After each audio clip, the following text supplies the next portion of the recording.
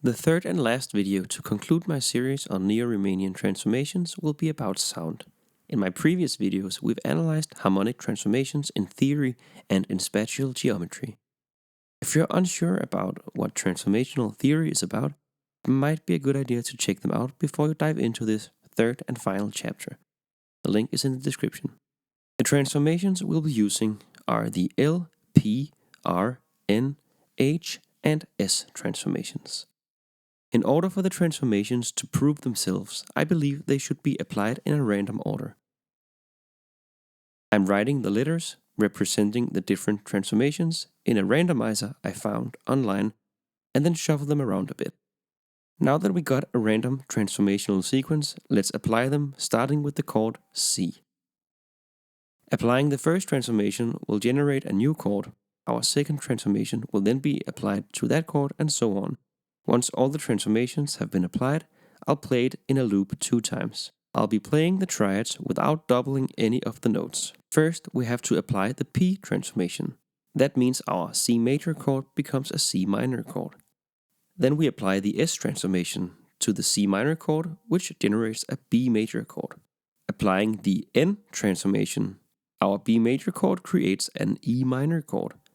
Next, the E minor is turned into a G major chord with an R transformation. Applying an L transformation to the G major creates a B minor chord. And the last transformation, H, the hexatonic transformation, applied to our B minor chord, creates an E flat major chord. That leaves us with a chord progression sounding like this. I'll start the loop on the C major chord to show the impact of the first transformation.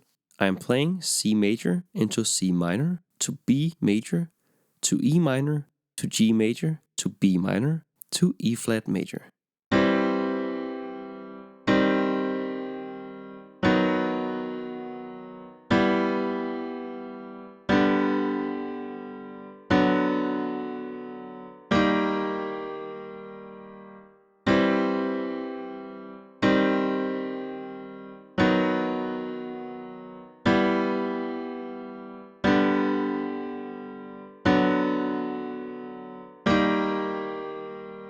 Alright, that is not too bad, however some of the chords do sound a bit empty and unintended, at least for now. If these chords were to be played in this order during a jam session, either live for fun or during a studio session, I believe approximately no one would be playing only the triads.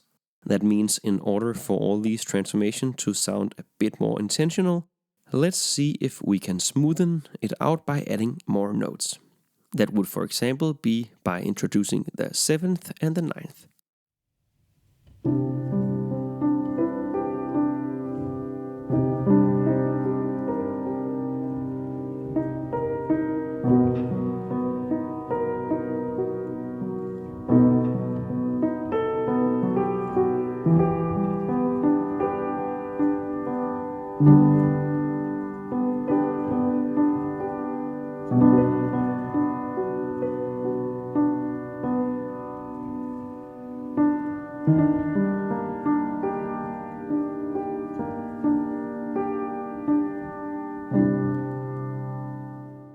By introducing a bit of nuance in form of additional notes, the chord changes appeal more to the jazz-trained ear, or perhaps even to people accustomed to functional harmony. The most important thing to remember, whether you enjoy these sounds or not, is that neo-riemannian transformation theory is a legitimate way of creating harmonic context. And personally, I have to say that the sound of the S transformation, in this case C minor to B major, to me feels very sincere. The big question is then, when do we use this? Personally, I have good and bad habits when it comes to composing. What I sometimes do if a verse or chorus sounds like something I've created before is to choose a few transformations and let them be my harmonic navigation. It's a different approach that lets me work without thinking about functional harmony and jazz theory, and it often creates very interesting and useful melodies and harmonies. Alright, that's the end of this video. Thanks for watching, and I'll see you next time.